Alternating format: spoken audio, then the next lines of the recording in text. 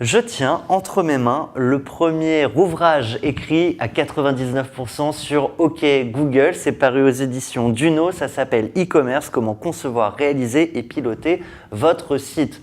En vrai, c'est quand même Jean-Éric Pellet qui l'a écrit. Et finalement, cet ouvrage permet de répondre à une question que se posent sûrement les internautes qui nous suivent. Pourquoi mon site e-commerce ne marche plus aujourd'hui ou ne marchera plus demain ? Le site e-commerce, il peut être amélioré grâce à différentes aides, qu'elles soient en rapport avec la technologie, qu'elles soient en rapport avec l'interface, qu'elles soient en rapport avec tout ce qui concerne la data. Il ne suffit pas d'avoir son site e-commerce, de le mettre en ligne pour que ça fonctionne. Non, il est intéressant de savoir là où ça pêche grâce à des indicateurs qui permettent de voir qu'il y a des pages qui sont mal visitées, qui permettent de comprendre pourquoi les gens repartent du site sans avoir effectué un seul achat. Le livre permet d'essayer de répondre à certaines de ces questions en s'aidant des différents outils actuellement disponibles sur Internet.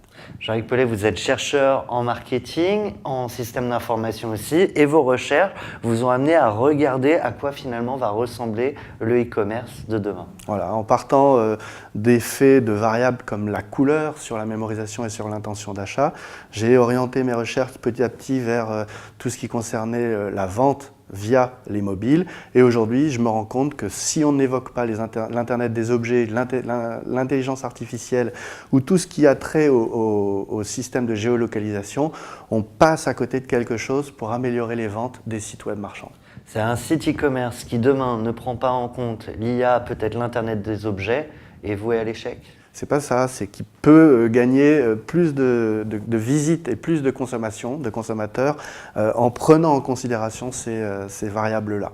Donc en fait, si je résume bien, il y a deux sujets. Il y a l'expérience client et puis il y a la manière de les rencontrer, de faire rencontrer la marque et les consommateurs. C'est ce qu'on a vu avec l'affaire Cambridge Analytica, que j'explique un petit peu. La psychométrie, qui concerne l'étude des réseaux sociaux, permet d'envisager de cibler plus finement les démarches qu'effectuent les consommateurs qui se rendent du réseau social vers le site d'e-commerce.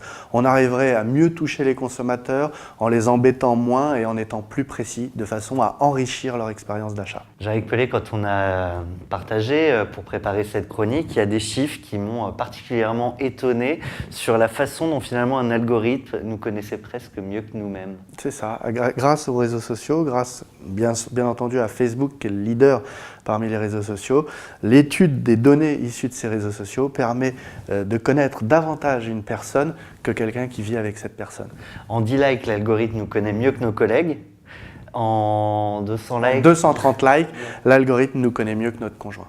Bon, eh bien, soit vous arrêtez de liker, soit vous parlez plus à votre conjoint. En tout cas, moi, j'étais ravi de parler avec vous, Jean-Éric Pellet. Je rappelle le nom de votre ouvrage, E-commerce, c'est aux éditions Duno. Et quant à vous, je vous dis à très bientôt. Merci. Merci.